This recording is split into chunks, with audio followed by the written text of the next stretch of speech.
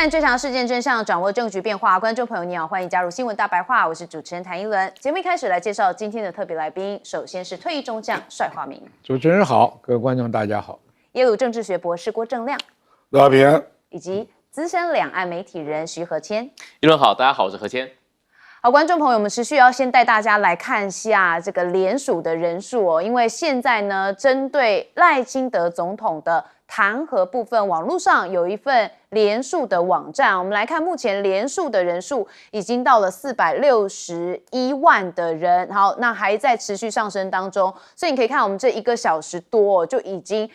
马上的飙升了。那当然我们会持续的带观众朋友来关注，那还是要来关心一下国际话题哦。那这个高市早苗的涉台言论现在已经1个多月了。好，那目前呢都没有符合中方的期待，因为高市早苗没有收回他的言论。好，所以呢，在16号质询的这一天啊，高市早苗也有表情控管不佳的状态。我们来看到啊，原来是因为面对即将质询他的在野党参议员广田一脸上堆满了笑容，就没想到广田一上来就问他存亡危机事态就让高市马上瞬间变脸这画面真的是蛮有反差，你看他原本笑，一听到马上变脸这个画面让大家在网络上疯传。好，那现在高市还是非常想跟川普来见面所以是说可能在明年春天要到美国。那是为什么是春天呢？因为大家记不记得川普4月要到北京来跟习近平见面？好，所以日本的每日新闻独家报道说，多位的日本政府相关人士透露高市将访美跟川普进行会谈。好，那因为4月要访中，所以高市这个行动就是要确认日美两国坚固的同盟关系，而且要强化经济安保合作。那高市是不是很怕川普到了中国访问完之后会弃自己不顾，所以要抢在川普4月访中之前赶快来跟川普见面？好，那当然美国现在有2党的参议员是有提案挺日本，好，包含了民主党跟共和党。那他们的17号提交了一份联合决议，认为高市早苗的言论其实没有不妥，那也批评北京对日本实施了经济、军事还有外交胁迫跟侵略。那日本这边当然没有发现川普有非常的挺，也会担心嘛，当然要投其所好所以看到他们的这个18.3兆的日元追加预算，那这个日本国会已经通过了，那现在已经创下日本史上最高，其中国防预算追加了1.1兆日元加上原本的9兆多元，总额是上看11兆日元，这也是史上最高。那这一次自民党成功联合了在野党以绝对多数的优势通过了预算案，那就代表首相高市早苗这一项今年2025年的期末考算是顺利过关。好，但是顺利过关恐怕还有新的开始，因为2026年挑战还更多那日本的核武主义到底军事主义是不是复活呢？现在日本的首相官邸官员他被认为不装了，因为讲了大白话说由于中国、俄罗斯跟北韩的核武力量都在增强，那同时美国方面的核威慑力也存在着可信度的问题，因此日本应当拥有核武。说日本各方应该要对此进行讨论。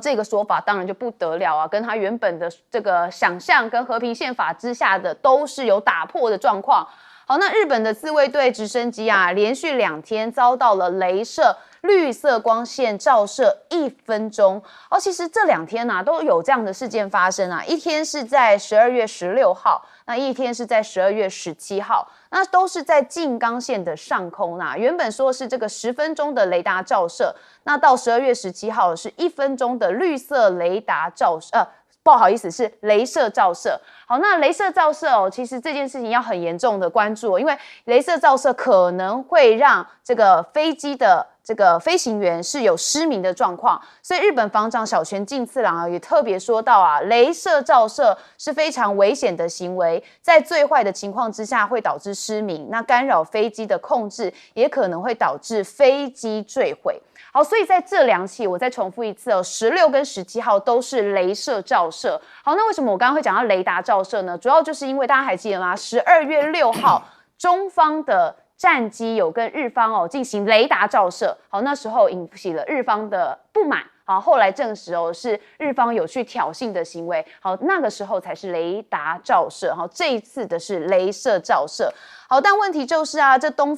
部方面的航空队长也特别讲说这类行为绝对不容许，那会跟相关机构合作，采取必要的应对措施。不过这一连的雷达照射雷射照射都让大家说，这日本是不是在指什么事情正在发生当中呢？好，那中日交恶官媒也推了纪录片，聚焦在二战日本遗孤的群体。那这是中新社的出品，反映二战日本遗孤群体的纪录片《异国故乡》上线播出。那这影片在中国受到关注。那中国现在还是非常强硬，我们看到了驻联合国代表傅聪他是讲了3个绝不允许，一个是绝不允许否认和歪曲侵略的历史，那绝不允许军国主义死灰复燃，绝不允许历史悲剧重演。那现在中日之间的交流几乎是全断吗？我们来看一些讯息包含的是这个旅日的陆客大减11月访日的陆客人数大幅减少。成长率是半年来首次只有个位数。好，那这件事情高市怎么看呢？他则强调说不会将鸡蛋全放在同一个篮子里，那让国人这个前往日本各地来旅行固然重要，但是也应该努力宣传，让不同国家的旅客愿意来到日本。好，那就要看什么旅客愿意赶快在这个时候来到日本，要补中国大陆的这么一大的空缺。好，那这个中日的僵局现在有人觉得历史早期教会我们，和平不是政客的修饰，而是餐桌上的安稳，旅行中的自在。所以希望日方早日踩下刹车，别让50多年的交往成果毁在一场战略误判。那现在中国大陆说有反制，说我们不是给这个日本2只熊猫吗？一个叫小小，一个叫蕾蕾。那原本说到1月底就要全部回到中国，但他们认为我们要一只一只的收回，让日本痛2次才行。好，这是现在中国网友的一些反制行为，可见现在中日关系还是非常紧张。我们先问亮哥，我觉得这里面有一大堆不确定的报道啦。比如说日本官邸的首相官邸官员表示，你为什么不敢具名啊？不敢具名就表示只是放话而已啦，表示他不敢提啊。那如果具名，那就表示因为你要到国会嘛，所以这个我认为只是放话而已啦。这个基本上不值得讨论啦，绝对不是不装了啦。如果不装了，高市自己讲啊，你为什么不敢讲？还有这个静冈县被雷射照射，静冈县在哪里呀？在东京旁边呢。这个谁照的啊？老百姓，你敢说是中共的军机照的吗？这个我看是老百姓照的吧？静冈多近啊，距离东京多近呢？你怎么可能？那大陆军机到底距离多远啊？不是，那不是武器，是我们上课用的雷射。对嘛？是，我就觉得这个新闻太诡异了啊。然后你那个小泉进次郎还要在那边正经八百做回应，夸大。他意有所指吧？我看不是，我的感觉是他真的很多事情都不太了解。就比如说那个事情，不是火控雷达，你半夜2点召开记者会。所以我是觉得，这个你在制造紧张的状况嘛。对。像这个一看我就觉得怪怪的，静冈哎呦，不是，他照的是直升机啦。我知道啦，可是我说静冈在东京就旁边而已，那就一般老百姓就可以玩，非常近的地方。高市早苗，我认为他当然希望在川普去大陆之前能够跟川普见面啦。可是我认为这个见面会蛮虚的啦，川普怎么可能跟你谈中国的美中的安全问题？我难以想象。而且我认为美中这次要谈的主要恐怕也不是安全问题，而是经济上可不可以做大交易，恐怕是这一类的啦。比如说曾经有外传嘛，说美国愿不愿意跟中国大陆互相开放市场？让对方可以进来投资。那当然都是一些之前不允许的领域了，那这个议题如果真的谈开了，可以很大那因为坦白说，目前川普的经济还有贸易战，他的贸易战大概这个月或者下月就要最高法院就要决定了嘛，那恐怕就要结束了。那他目前的经济表现，老百姓是不满的，因为中下阶层普遍觉得他的钱变少，所以他一定要4月从中国那边在经济上得分所以我觉得高市早苗可能想太多了。好，那我们接着问帅将军，因为对我们的雷射照射很有感。这个雷射我们上课的时候都用，它的射程大概也就是几十公尺到100多公尺，那个要说伤害是根本构不成，因为它照的是低空直升机，而且这种雷射笔要造成伤害要持续对你眼球锁定的照，那飞机在动，你雷射笔也在动，你只是看到有一个绿光在你的座舱上闪嘛而已嘛，那根本不构成伤害。刚刚亮哥讲的没错，小泉就在制造战争的恐怖这个气氛了就像我们国内的黑熊不讲，台湾有第5纵队马上要打仗，这样才能让日本的国会通过大笔的采购预算，对了，才能支持对国内的人喊对高市早苗能够支持他，我们要核武化，我们要加强这个战备，这是在支持高市早苗的一种制造气氛，根本不构成军事上的威胁。你要不信，你回家去拿你的雷射笔对一个动的东西，你照照看，能不能锁定在眼球？不太可能。所以这个问题根本就是刻意制造的一个舆论来支持高市早苗的种种言论。那高市早苗为什么要急着去见川普呢？他也怕，他要得到最大的澳元是美国。今天没错，战争的威胁是让日本的老百姓民调是高升的，但是他心里还是不踏实的。中国大陆如果进一步采取比较积极的行动的话，他需要更大的澳元。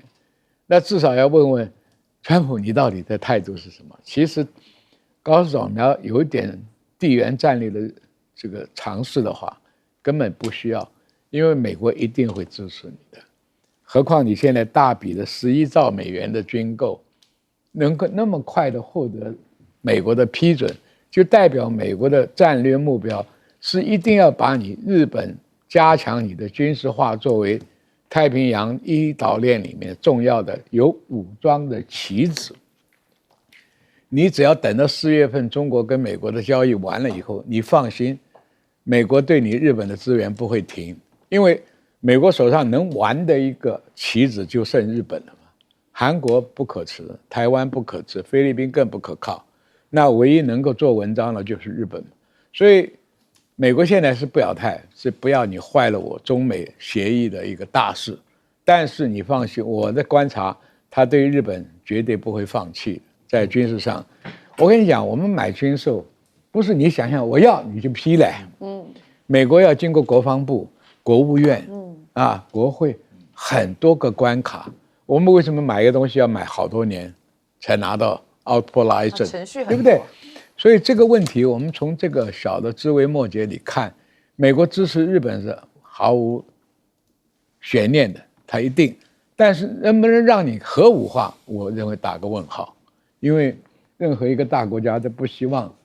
你有了核武，你可以独自行为的，那何况这会惹起中国跟俄罗斯更大的抗议。那你要把日本牢牢抓在手上玩的话，就不能让它有恢复军国主义全部的实力，这是美国不会变的。所以我讲传统武器、攻击性武器都会有。所以对于美国而言，日本要有核武可能免谈。老师。是这个，我想高市政权啊，现在开始去谈核武这个话题啊，我想跟韩国他最近先拿到了一个川普政府给他的核潜艇的绿灯很有关系。大家可能还记得上个月这个10月底，川普到亚洲之行的时候，也去了日本，也去了韩国。在韩国他就答应说，韩美要一起共同建造韩国的核潜艇。那这个当然就让日本非常紧张了，因为日本其实长期以来在东北亚，它自居为美国在这个东北亚地区的副警长啊，甚至整个东亚的副警长，就跟澳洲在南太平洋的这个地位一样。结果怎么会先让这个韩国先拿到了核潜艇的授权呢？那当然，美国有它的用意啊。美国当然希望韩国它离这个中国大陆、离朝鲜、离俄罗斯都近。如果韩国的海军能够拥有核潜艇的话，能够去帮助美国去加强这个近岸威胁的这个能力。那日本当然。尤其现在这个韩国是一个左翼的政权，那这个高市早苗是一个右翼的政权，当然日韩关系本来在这种情况下就不会特别和睦。那加上这个韩国它拿到了这个，虽然核潜艇并不是核武器啊，但其实核潜艇它使用的这个浓缩铀的浓度是非常高的，它是比民用核电站的浓度高很多的，接近于武器级的这个浓度。那这个当然就引起日本的紧张，日本就说，那我们是不是也要来放一些风，来表达我们强烈的这个意愿？那我想高市他明年急着要去见川普，当然是希望在川普到中国大陆之前，这跟美国达成一次彼此战略的再保证。那这个核武，当然我想美国不会轻易的给日本，特别是日本国内现在也有很强大的反弹的力量，包括像这个日本的前防卫相中谷元，在这个日本这个首相官邸的这个放风出来之后，他就震怒了，他就说这个话不能随便乱说，要把这个人查出来，这个人如果是代表政府立场的话，他应该被撤职啊。在这种事情上没有。首相的幕僚可以有所谓的个人意见啊，中谷元就把这件事情看得非常严重。那我们可能也还记得，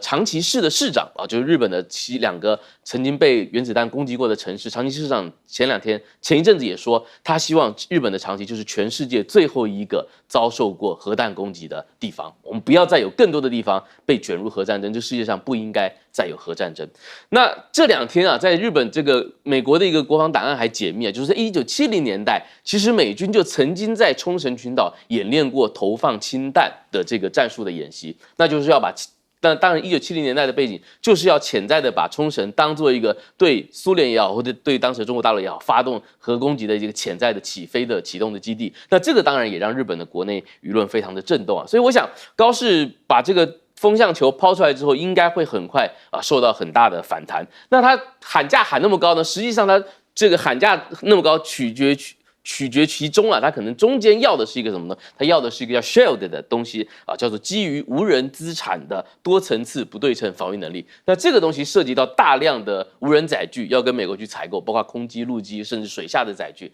那我想这个也可能是明年日美交涉的很重要的话题。好，我们休息一下，马上回来。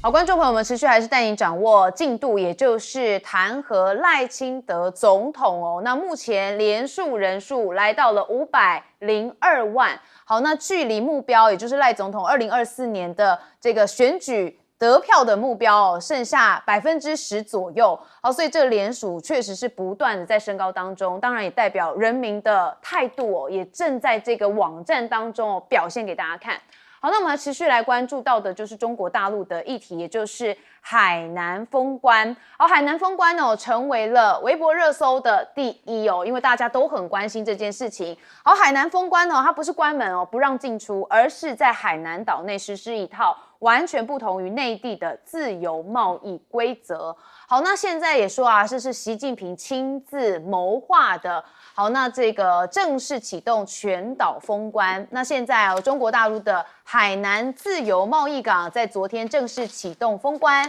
那将全岛建设为一个境内关外的区域。那中国大陆的国务院副总理何立峰则说啊，这个建设海南自由贸易港是习近平亲自谋划、部署还有推动的改革开放重大措施。好，那现在海南封关哦，也圈粉外资的企业。主要就是因为啊，现在这个国外进口会免关税，所以当然很多的外资企业也要进到这里来哦。所以你看它封关首日，世界500强的企业，包含西门子能源，就把它的一家新公司给落户在了海南。那不止西门子作为全球知名的明胶还有胶原蛋白的制造商，来自比利时的普邦明胶集团哦，就正抓紧的升级改造的生产线。好，海南封关哦，大家说远超乎您想象。我们看到了钜亨有做一些分析哦，说封关后的海南零关税跟低关税，包含更多的装置种类，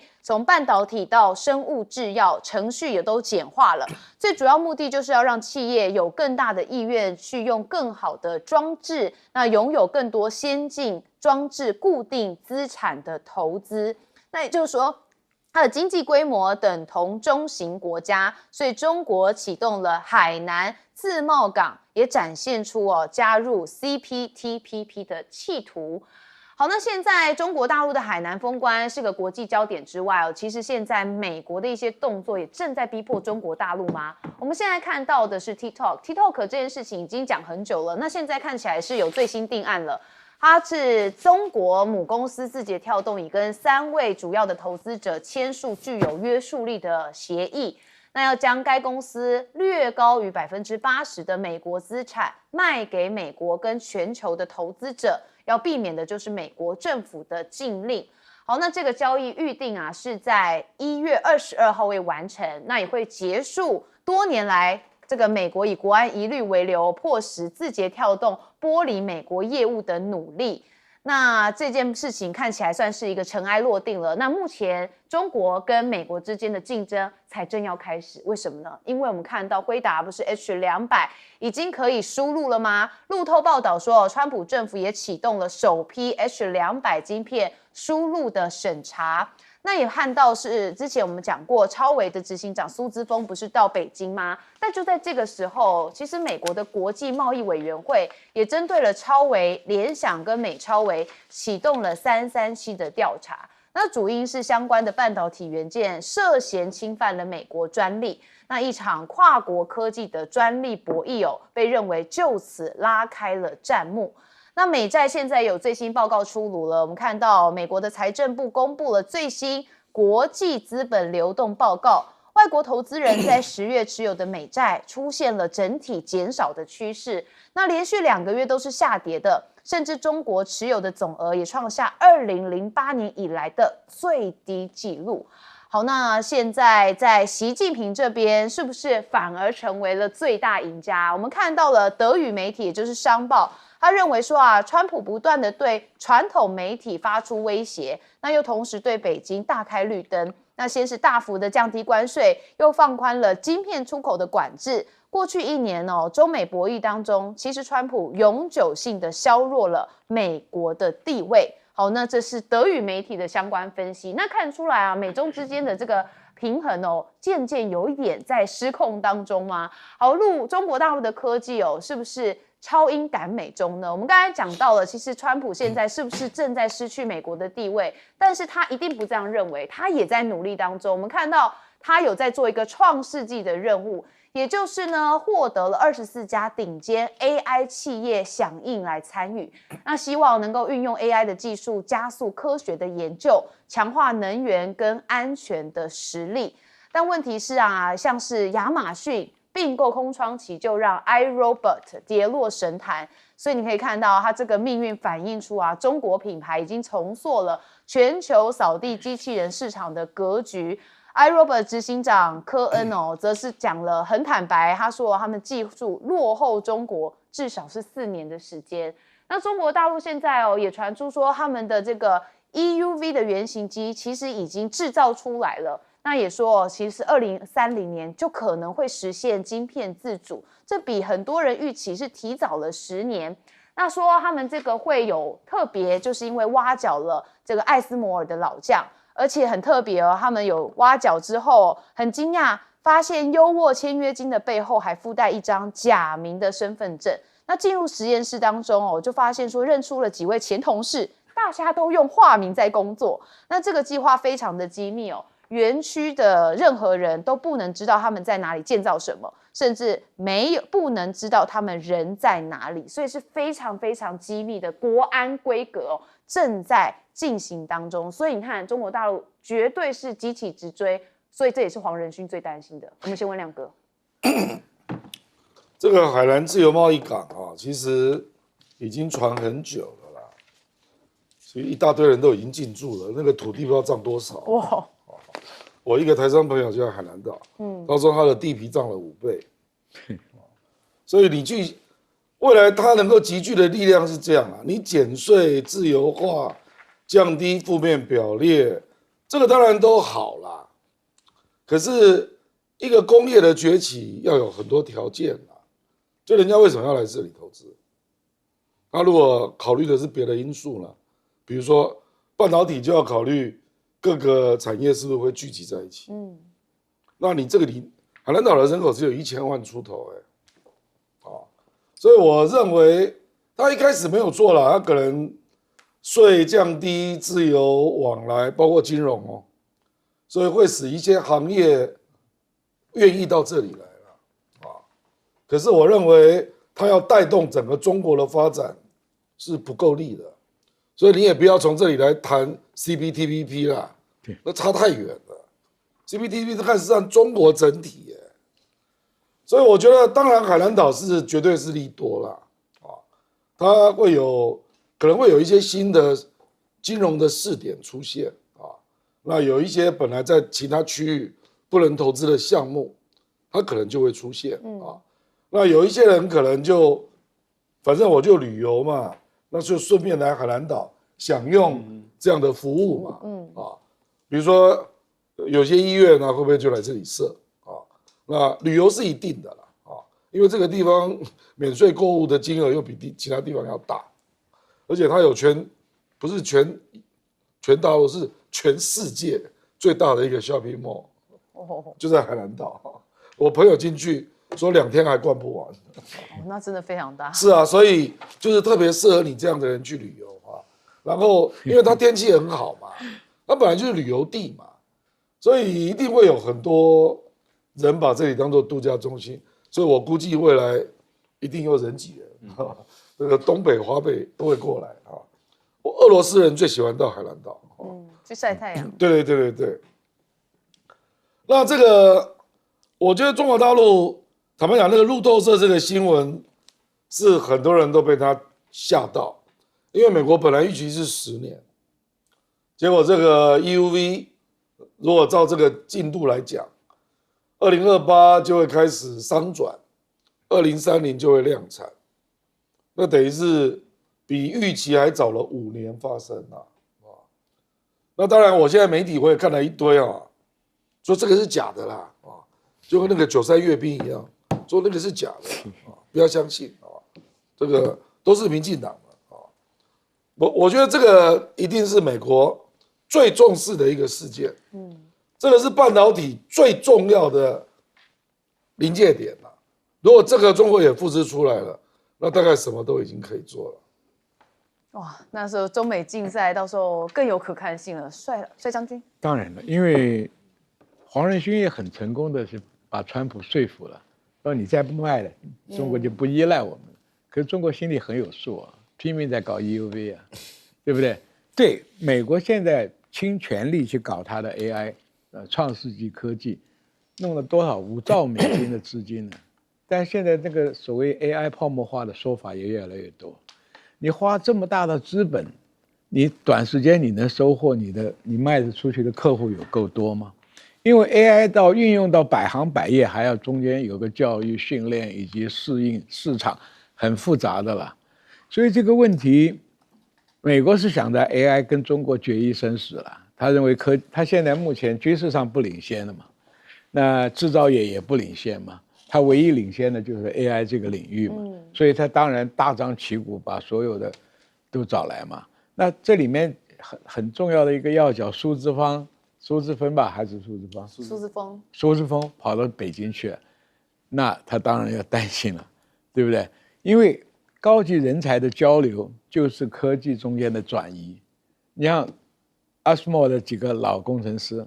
现在都在华为的基地里面在搞，所以 EUV 也就是时间的问题嘛。你请内行的人来，又有东西现成的东西撤开来做逆向工程，所以这个问题时间的问题了。所以科技作战这个胜负现在还看不出来，目前看起来是美国占点上风，但是以中国积极追赶的态度啊，那是美国没办法的遏制的。另外，川普虽然想搞他的所谓 Great Again 里面制造业回美国，现在看起来是希望很暗淡。那刚好中国反其道而行了，我海南岛开放免税啊，所以你工厂也可以来，公司也可以来，就双方你看双方就是完全是在对坐，你在搞什么我就搞什么，没停。虽然海南岛不能成为像香港一样，香港是因为金融业很发达，那海南岛可能是交易行为啦，货流上面的一个，那将来有没有机会发展成金融我不知道，但是就是这个趋势了，这个趋势，反正中国大陆有市场有资本，啊，还有它的决策。我现在越来越重视一个国家有长远的政策是获胜的基础。你变来变去的东西赢不过它。同意，因为中国这阵子看下来，就是他们很能忍，很 patient，对，一步一步哦，他不躁进哦，所以他就是个可以转类美国的关键。温老师，是我们来看一下这个 TikTok 的交易啊。这 TikTok 交易其实从去年春天就开始谈了，等于说川普第2任一上台就开始跟中国大陆谈这个，他在第1任威胁要把它关停这个东西。那一直谈到其实到去年9月啊，这个中美的马德里轮的这个经贸谈判谈完之后，大概就有一个大方向，我们就知道说这个最后应该会达成一个解套，因为那个时候中国大陆就那时候谈完之后，习近平跟这个川普就打了个电话，那当时中方就说了，就说中国政府是尊重企业的意愿，那愿意在企业自愿的又符合市场规则的基础上呢，来允许你们去做好商业谈判。那我想对川普来说，他当然知道说这个社交媒体对他是国之重器啊，因为他自己本人的政治崛起其实就是靠 social media。其实我们现在可以说，如果没有2010年代以来的这个社群媒体在政治上发挥这么大的效应，川普是不可能当美国总统的。过去其实2016年他正式第一次当选之前啊，从1990年代他就有好几次跃跃欲试，想要去挑战美国总统这个大位，但是他早就完全就没有进到这个最后一圈，连共和党的最后的初选决选都没有拿到，因为主流媒体早就把它 censor 了，大家都觉得说你说的那些东西，你的个人的形象是听起来很荒谬的，你就是反移民啊，或者是说你只是一个真人秀的主持人啊，你也没当过州长，你也没当过参议员，对吧？你怎么有资格来选总统呢？所以他过去在没有社交媒体的年代，根本就进入不到这个政治的深水区。但是2010年之后，他通过社交媒体直接抵达这些愤怒的美国的，不管是失落的白人蓝领工人也好，或是拥有这种反移民情绪的这种人，然后用非常简单粗暴的语言把大家的情绪撩起来之后，他绕过了精英媒体，绕过了主流电视台，直接诉求这些基层民众，而这些基层民众就开始 follow 他，就开始变成他的粉，有粉就有票啊。所以对川普来说，他太知道这个社交媒体的在政治上的关键意义了，所以他也有这个同理可证啊，他不会允许说有这么对美国政治生活有这么大影响的一个东西，最后居然是掌握在中国大陆啊，特别是一个中资的企业手上。所以他这个第一任期的时候，就直接想把它强取豪夺给拿过来，但是呢，大陆不愿意啊，大陆就觉得那我一个好此利一开，这个以后还得了？我所有在美国经营的好的东西，到最后你随便用一个国安理由一颁布，然后你就可以把我强取豪夺。所以中国大陆也跟这个也指示这个 TikTok 啊，不断的在美国打宪法的打这个法律的诉讼，一直打到最高院。那最后那拜登政府时代呢，其实是把这个事情比较放缓了，没有说一定要把这个 TikTok 夺过来。那是到了 Trump 这个时代，那双方重新接触，那最后我想因为稀土的问题，因为这个 H200我们说的高阶性能晶片，因为光刻机的问题，大家有很多打包的交易可以谈。那最后促成了这个TikTok 的交易可以落地，那 TikTok 也可以在美国继续运营。是，好，我们休息一下，马上回来。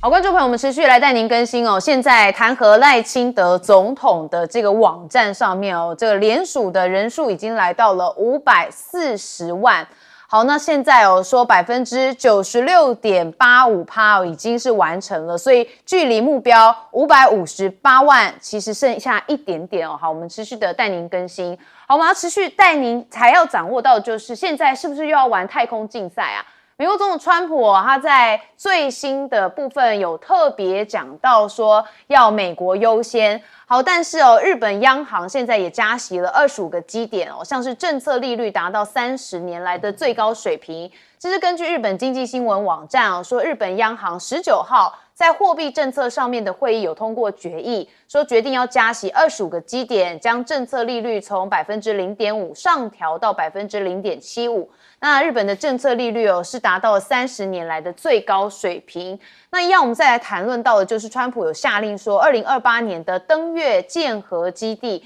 那2030年还要建造一个前哨站来代替国际的太空站。那现在就被认为说这个太空竞赛感觉又开始了，而且是美国优先升空。那川普到底是不是正在寻求第3任期呢？现在很奇怪哈佛大学的教授是非常知名的法学者，他认为宪法的规范不明确，这是不是有一些讯号存在啊？那川普现在在这个18分钟的演说当中大家认为有一些异常的操作，要提到了3点。第一点呢，就是说野兽日报有特别讲到川普的演说后段越来越急促，那到最后甚至是在大吼大叫。那甚至有人认为川普这次蛮罕见的造稿念，因为他看起来相当的挫败，而且充满防卫。那第3点则是天空新闻网说明，川普因为支持率低迷、失业率攀升、生活成本跟通膨挑战，都促使了这场演说。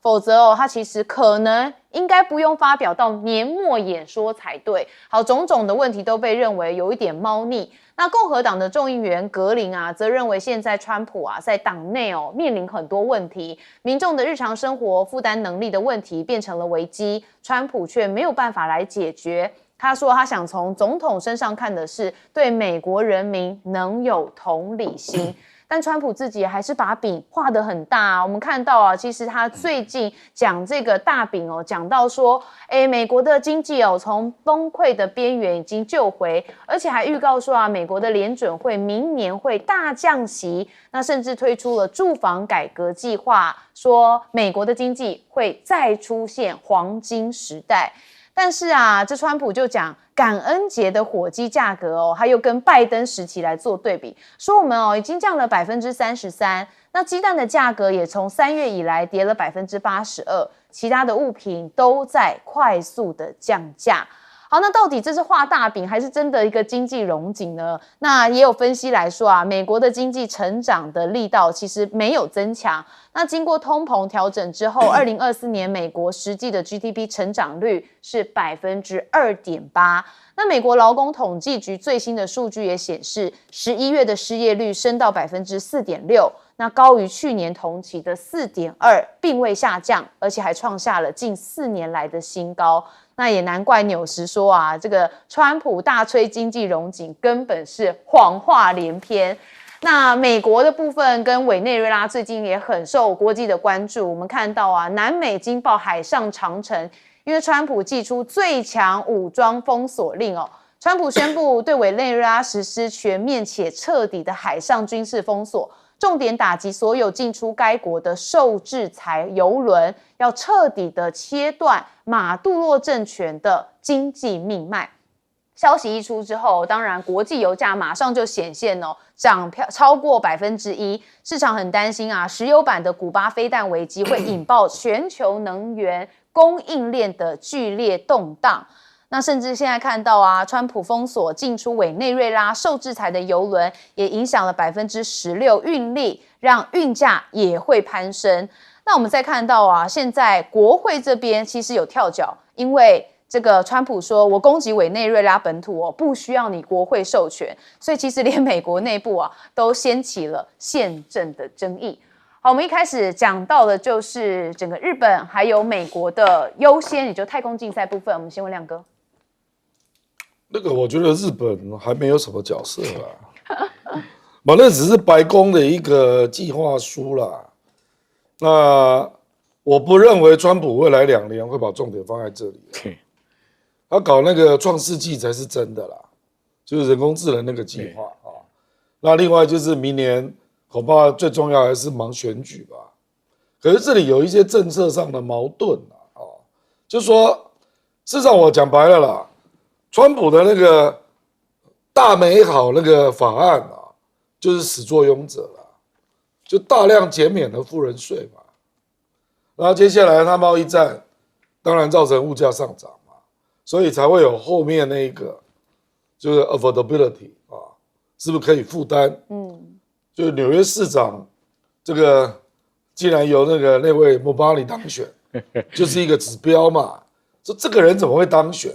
你就知道可负担这个议题，在美国的中下阶层已经成为最核心的问题。所以他的经济政策不满的人超过60%所以。像这个 Green， 他当然有感觉啊，因为 Green 是民粹派啊，他是共和党的，他是最支持川普的，连他都在拉警报。因为如果按照目前的民调啊，共和党明年大概要输40席，够众议院，哇，众议院啊，所以川普为什么他经济上会有压力？可是你看他提出来的招啊，又要降息了。降息恐怕是通膨再往上走啊，那这跟穷人有什么关系呢？双面刃嘛。所以我跟你讲，他现在都用一些怪招啦，比如说啊，最近美军不瞒我嘛，啊，每个人发2000啊，所有的美军一个人发2000啊，1776，对啊，建国的钱，刚好就是17亿多啦，啊，那他未来可能用这种虚招啦，比如说。中下阶层又难过了，再拿钱出来发，傻逼啊！因为他关税入账有2000亿嘛，我认为他大概用这种方式虚应故事。可是呢，问题是明年的整个 feel 啊，因为5月那个鲍威尔联准会主席就要下台了，那他现在已经提了2个啊，那2个都主张降息，所以你预想一想，明年那个整个 feel 啦，一定整个华尔街都是。降息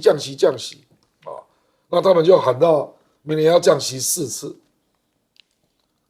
这个当然是为了做股票嘛，你现在也知道啊。甚至还有人说又要来量化宽松，又来搞这个。我跟你讲，川普这个人为了让共和党在国会好选一点哦，我认为他都无所谓了，什么招都先干再说，搞不好真的搞量化宽松，那又降息。让市场上都是钱啊，可是东西会变贵，那就变成是不是有助于经济变好了，让就业可以变多了，没有人能够预测。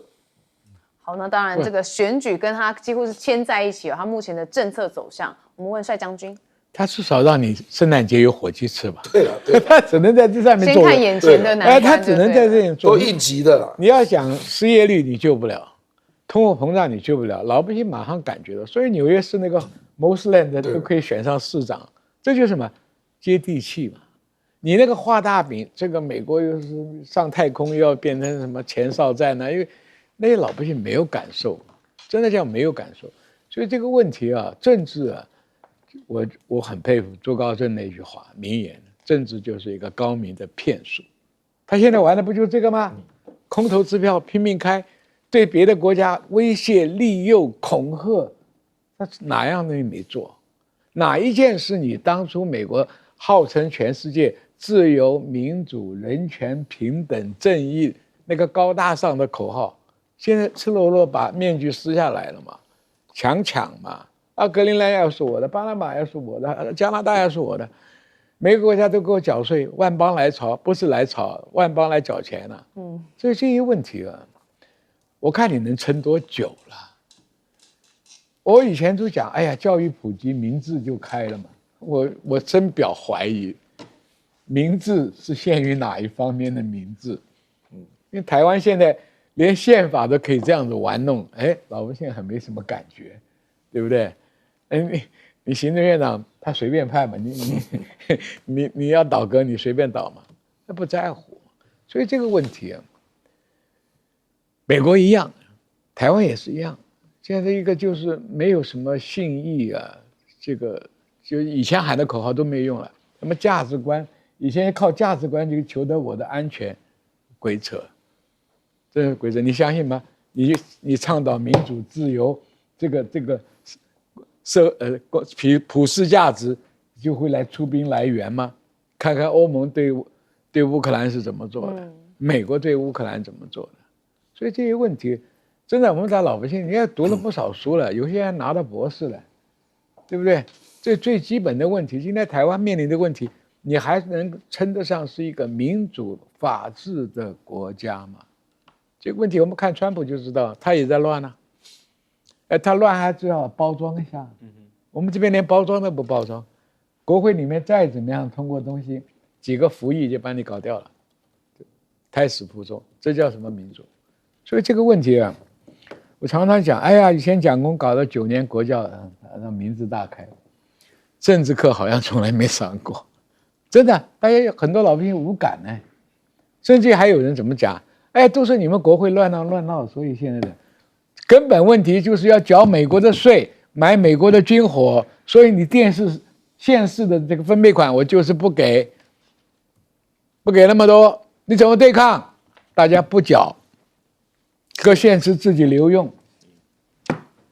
好，所以整个美国都是呈现一个乱哄哄的局面。对啊，老师是2026年啊，是美国建国250周年。那原本川普是设了很多的重要的议程啊，要去好好庆祝这个重要的历史的关口啊，包括明年夏天美国要办足球的世界杯嘛，然后年底又要主办这个G20，甚至川普还要在这个华盛顿特区在波多马克河沿岸啊，就盖一个美国版的这个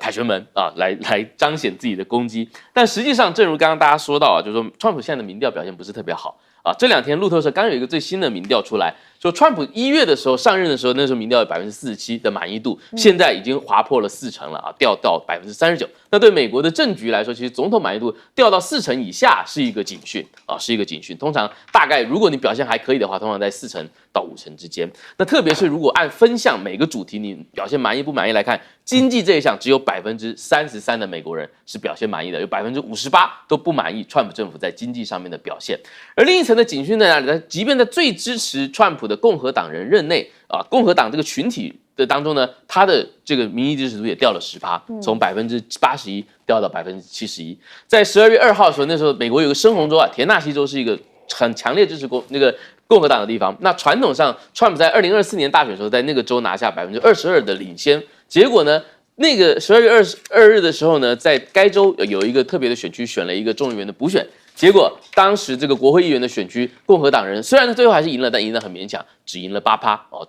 就短短1年的时间，从2024年11月的川普狂胜22%，到现在共和党只多赢了8%，所以很多人就担心说，那2026年的11月中期选举怎么办？启动选举的时候，虽然川普还是总统，但是共和党人川普本人的名字不在这个 ballot， 不在这个选票上，那共和党选民有没有足够的热情去为这个共和党的其他的州长或议员的候选人投下一票呢？这就成了一个很大的问题啊。那再看到川普的所谓的第3任，那这2天啊，这个很有意思，这个美国政坛都在讨论白宫的幕僚长 Susie Wiles 啊，被认为是川普身边最有影响力的女人，甚至全世界最有权力的女人，因为她作为白宫幕僚长嘛，她主管着川普每天见谁，他的日程，然后他参加哪些会，他看到哪些消息。那 Susie Wiles 呢，就跟这个 Vanity Fair 跟这个浮华世界的这个媒体的记者就说，哎呀，总统也知道啦，这个要选第3任是法律不允许的，但他很喜欢提这个话题。他提这个话题是为什么？他是这种心理技巧，他最喜欢看到别人陷入焦虑，跟别人陷入手足无措的那种窘迫感。